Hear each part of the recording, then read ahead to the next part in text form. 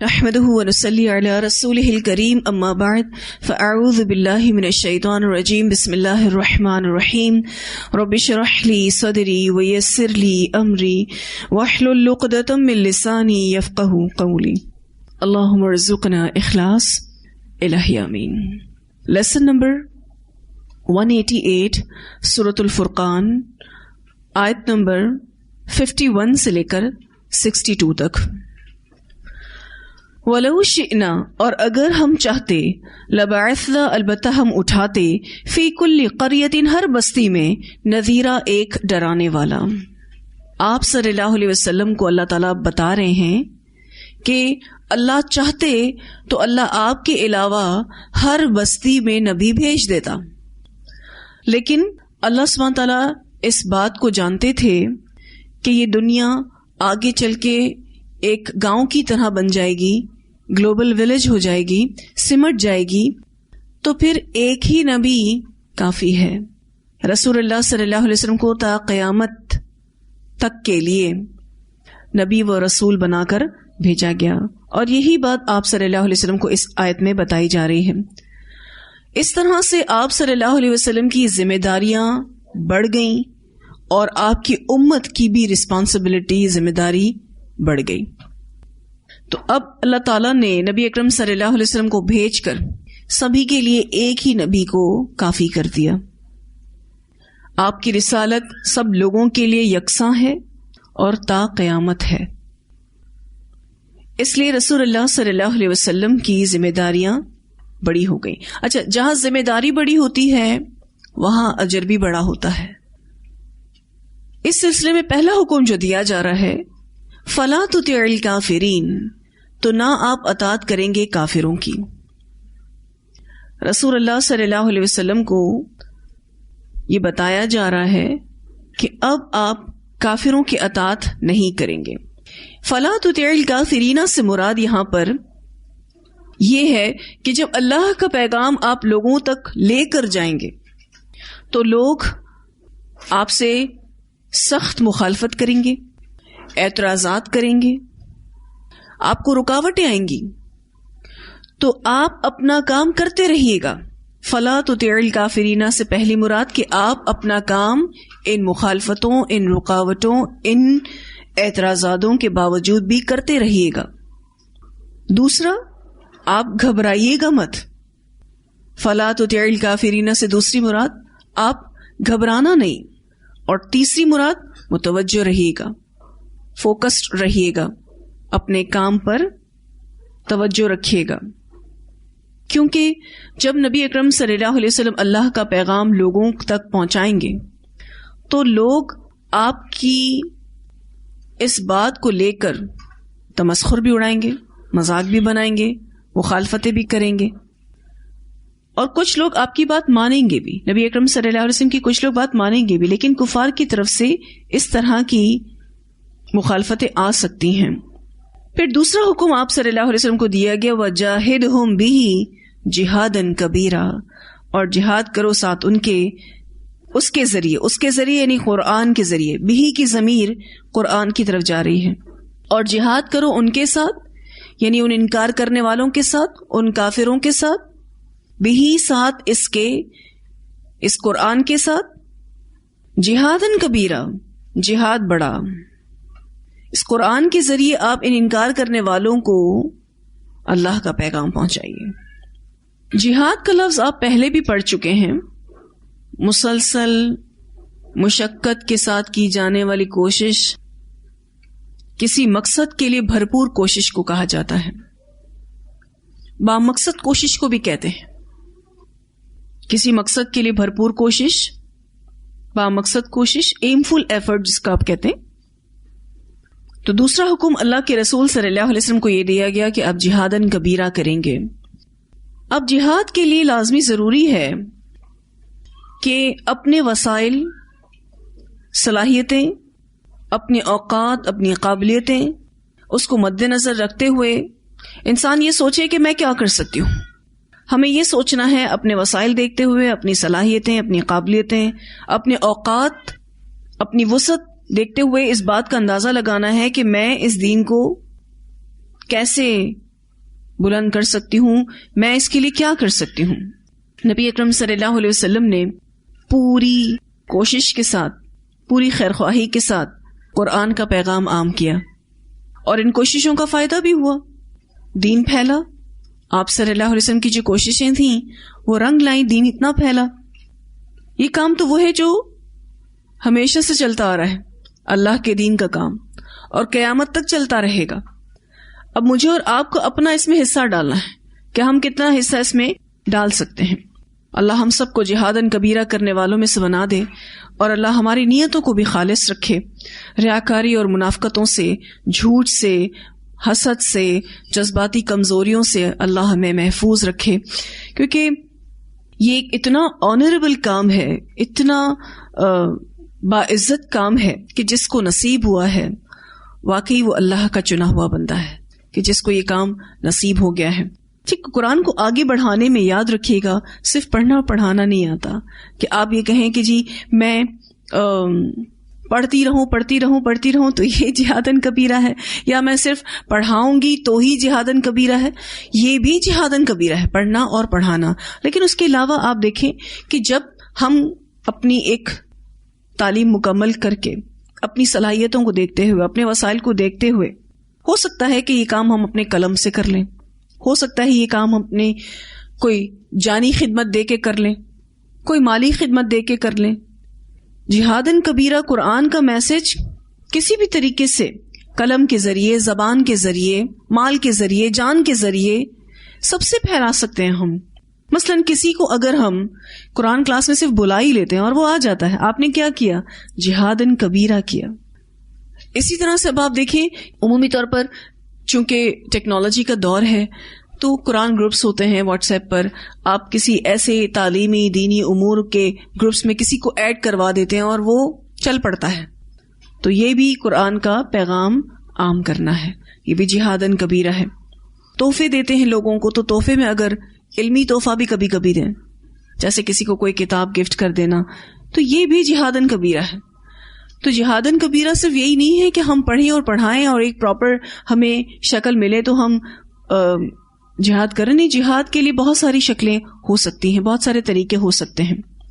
اور پھر یہ کہ اگر اللہ یہ موقع دے دے کہ مل کر کہیں کام کر سکیں، تو جو کہ مل کر کام کرنے میں جو بہتری آتی ہے وہ اکیلے نہیں آتی. جب تک موقع مل کر کام کرنے کا نہیں ملتا اور آپ اکیلے کر رہے ہیں تو اللہ اس میں برکت ڈالنے والا ہے. لیکن اگر مل کر کام کرنے کا موقع ملے، بے شک اس میں آپ چھوٹا کام کر لیں، تھوڑا کام کر لیں، لیکن جماعت کا حصہ بن جائیں، کیونکہ اس سے جو بہتری آتی ہے وہ اکیلے کام کرنے سے نہیں آتی. یہ مثال بالکل اسی طرح سے کہ دیکھیں ایک بادل کبھی بارش نہیں برساتا، جب بہت سارے بادل ملتے ہیں نا تو ہی بارش ہوتی ہے. تو بارش برسانے کے لیے یا بہت ساری خیر پانے کے لیے مل کر کام کرنا چاہیے. اور نبی اکرم صلی اللہ علیہ وسلم نے جو جہادن کبیرہ کیا، جو قرآن کو عام کیا، آپ دیکھیں اسی وجہ سے صحابہ کرام اتنے سنورے، اتنے نکھرے.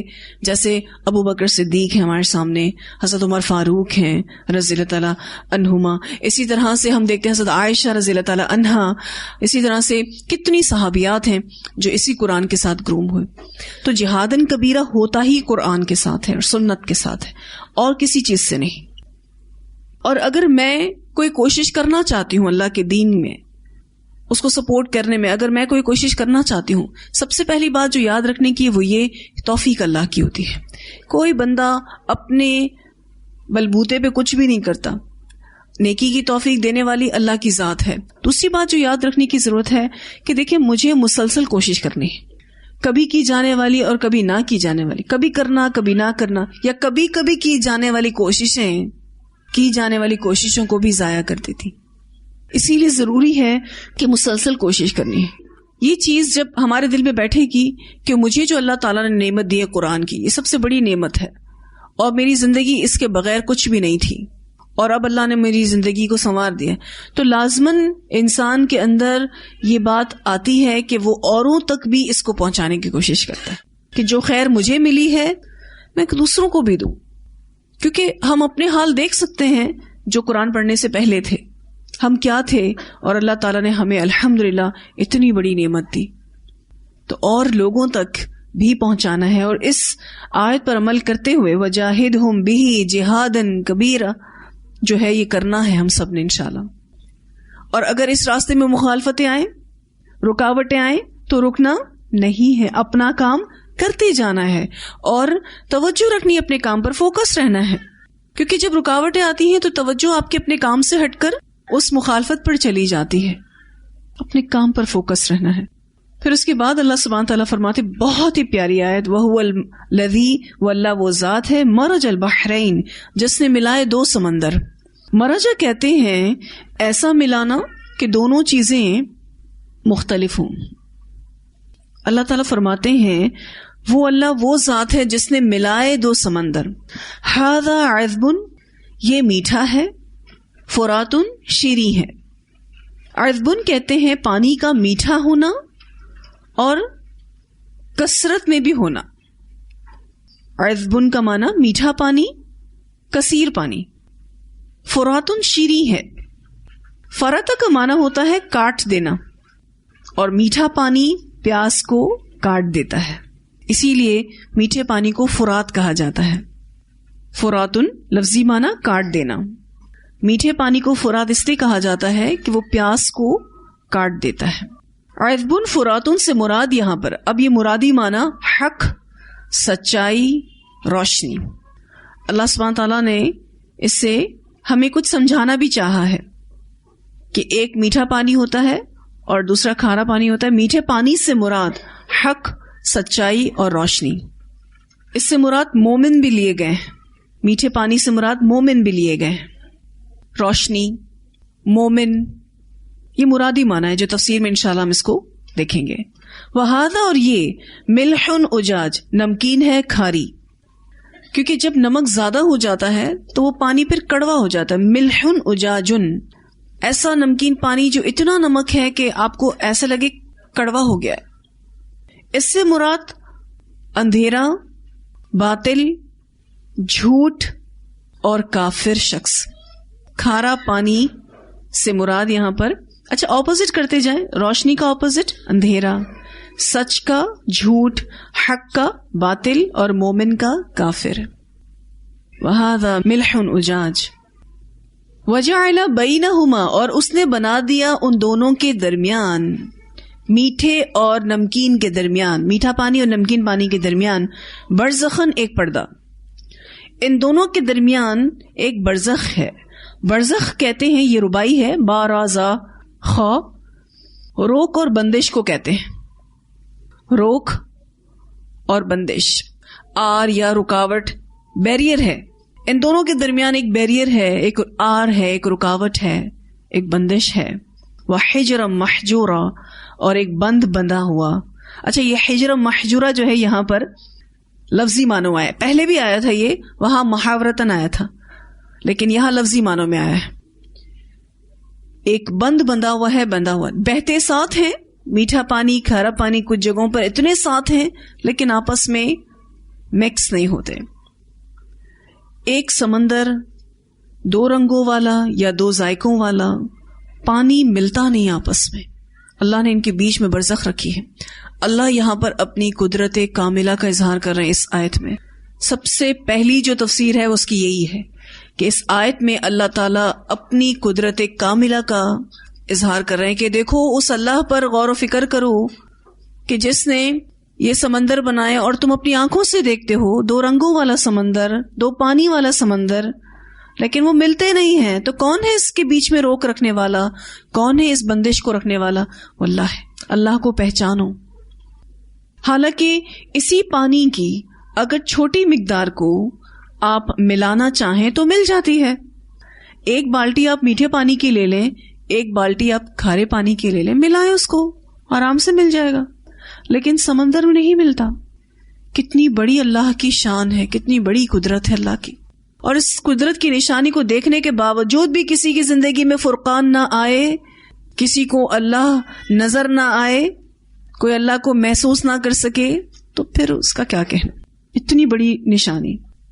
اور یہ پانی اس طریقے سے الحمدللہ اب تو ایسی ویڈیوز ایسی ڈاکیومنٹریز آپ دیکھ سکتے ہیں، 2 رنگوں کا پانی ایسے سمندر مل رہا ہے اور ایسے الگ ہو رہا ہے، ایسے مل رہا ہے ایسے الگ ہو رہا ہے، لہریں ملتی ہیں اور اوپر نیچے، اوپر کھارا ہے نیچے میٹھا ہے، اوپر میٹھا ہے نیچے کھارا ہے. اللہ کی شان ہے واقعی. تو پہلی تفسیر میں تو اللہ تعالیٰ نے اپنی قدرت کی شان آپ کو، قدرت کا اظہار آپ کو بتایا ہے. پھر یہ دیکھیں کہ یہ جو 2 پانی ہیں اس سے اللہ تعالیٰ کچھ باتیں بھی سمجھانا چاہتے ہیں. اب مرادی معنوں کی طرف آ جائیں کہ اگر ہم میٹھے پانی سے مراد مومن لیتے ہیں اور کھارے پانی سے مراد ہم کافر اور ناشکر انسان کو لیتے ہیں. یہ کافر اور مومن باہم ملے ہوئے بھی ہیں، ایک جگہ رہتے ہیں، ایک ملک میں رہتے ہیں، ایک محلے میں رہتے ہیں، لیکن یہ اپنی شناخت نہیں کھوتے. بالکل اسی طرح سے سچ اور جھوٹ اپنی شناخت نہیں کھوتے، روشنی اور اندھیرا واضح ہیں، اپنی شناخت نہیں کھوتے. اسی طرح سے حق اور باطل بھی واضح ہیں، اپنی شناخت نہیں کھوتے. بے شک ایک جگہ جیسے کہ ایک حصے میں اندھیرا ہو اور ایک حصے میں روشنی چل رہی ہو، کتنا کلیئر ہے، کتنا واضح ہے. کوئی یہ تو نہیں کہہ سکتا روشنی والے حصے کو کہ یہاں اندھیرا ہے. یہ ملتے نہیں ہیں، اندھیرا روشنی آپس میں ملتے نہیں، اپنی اپنی شناخت کے ساتھ ہیں. یہ جو لفظ استعمال ہوا ہے مرجع، ایسا ملانا کہ دونوں چیزیں مختلف ہوں. اگر اس کو آپ اس طرح سے بھی سمجھ لیں کہ ایسا ملنا کہ اپنی شناخت نہ کھوئیں، دونوں مختلف چیزیں اپنی شناخت نہ کھوئیں. ایسا ملنا جیسے سمندر کی مثال اللہ نے دی کہ اگر کھارا پانی اور میٹھا پانی ایک ہی جگہ ہے لیکن کھارا میٹھے سے ملتا نہیں ہے، اپنی اپنی شناخت کے ساتھ ہے. بالکل اسی طرح سے آپ دیکھیے کہ کچھ میٹھے لوگ اور کچھ کھارے پانی جیسے لوگ ایک ساتھ رہتے ہیں لیکن ایک دوسرے کا اثر قبول کیے بغیر. اللہ نے حق میں، سچائی میں، ایمان میں اتنی طاقت رکھی ہے، بے شک وہ تھوڑا ہو لیکن وہ غالب ہی رہتا ہے. بے شک تھوڑا ہو. ایسے عمل کرنے والے، ایمان پر عمل کرنے والے سچے نیک لوگ کم ہوتے ہیں. جو میٹھے پانی کی طرح لوگ ہوتے ہیں نا، وہ کم ہوتے ہیں. ویسے بھی آپ دیکھیں تو اس زمین پر، سرزمین پر جس پر ہم رہتے ہیں، میٹھا پانی زیادہ یا کھارا؟ کھارا زیادہ اور میٹھا کم ہے. بالکل اسی طرح سے مومن کم ہے اور کافر زیادہ ہے. واقعی دیکھا جائے تو اندھیرا زیادہ ہے اور روشنی کم ہے. حق کم لگتا ہے اور باطل زیادہ محسوس ہوتا ہے، لیکن یہ چیزیں کم ہیں لیکن غالب پھر بھی حق ہی آئے گا. مومن ہی زیادہ ویلیوڈ ہے، اہمیت رکھتا ہے. ایک گھپ اندھیرا ہے اور اگر آپ ایک چھوٹی سی لائٹ جلاتے ہیں تو وہ روشنی تھوڑی سی بے شک روشنی ہے لیکن وہ اندھیرے پر غالب آ جاتی ہے. اب پیچھے بات ہوئی تھی جہادن کبیرہ کی، اب بات آ رہی ہے کہ اللہ نے 2 سمندر بنائے اور ایک میٹھے پانی کا اور ایک کھارے پانی کا، ان کے درمیان اللہ نے ایک برزخ رکھی ہے. اللہ سبحانہ تعالیٰ اب اس آیت میں نبی اکرم صلی اللہ علیہ وسلم کو تسلی دے رہے ہیں کہ دیکھیں مخالفین اتنے زیادہ ہیں کہ آپ کو ایسا لگتا ہے کہ یہ جو صالح عنصر ہے نا وہ اس کو پی جائیں گے، جو نیک عنصر ہے اس کو پی جائیں گے، اتنے مخالفین ہیں. آپ پریشان نہ ہو، اللہ مخالفین کو اور ماننے والوں کو الگ الگ ہی رکھے گا، بے شک وہ ایک ہی جگہ رہتے ہیں. تو اس آیت میں دیکھا جائے تو رسول اللہ صلی اللہ علیہ وسلم کے لیے تسلی بھی ہے. بعض جگہ ایسی ہوتی ہیں، بعض ماحول ایسا ہوتا ہے آپ ایک لفظ نہیں بول سک رہے ہوتے. ایسا آپ خود بھی اپنی زندگیوں میں دیکھتے ہوں گے جہاں زبان سے جہاد نہیں ہو پا رہا ہوتا.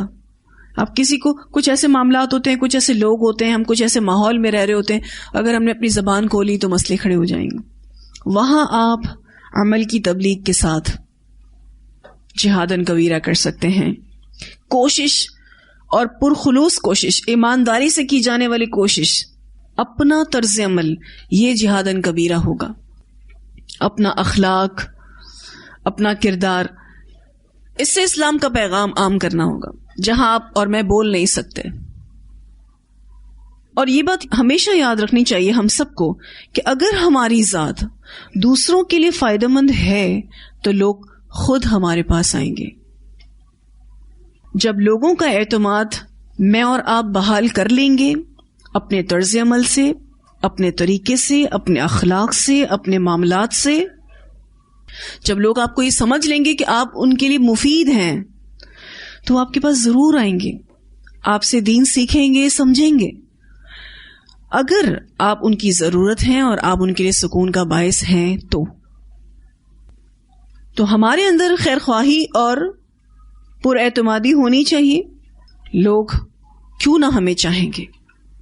یہ بات ہمیشہ یاد رکھنے والی ہے کہ ہمیں اپنے کردار سے, اپنے طرز عمل سے, اپنے طریقے سے, اپنے اخلاق سے لوگوں کو یہ بتانا ہے کہ ہم آپ کے فائدے کی بات کر رہے ہیں, ہم آپ کا بھلا چاہتے ہیں.